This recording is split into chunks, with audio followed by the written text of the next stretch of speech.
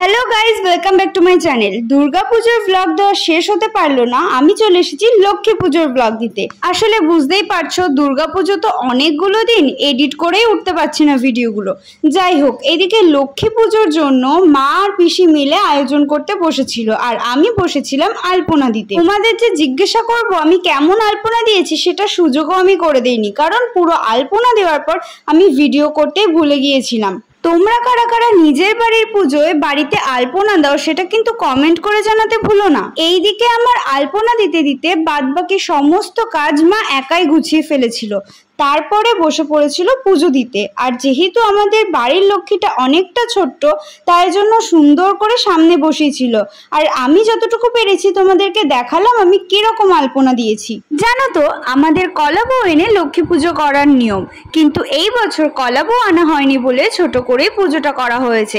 আর লক্ষ্মী পুজোয় তো পাঁচালি পরা মাস্ট, তাই মা পাঁচালি পরে লক্ষ্মী পুজোটা কমপ্লিট করলো। আর এইদিকে আমি একটু সন্ধ্যাবেলা পরেছিলাম শাড়ি। লক্ষ্মী পুজো তো অনেক ভালো করে কাটালাম। পুজোর আরো অনেক ব্লগ আসছে, আজকের মতো এতটুকুই, বাই।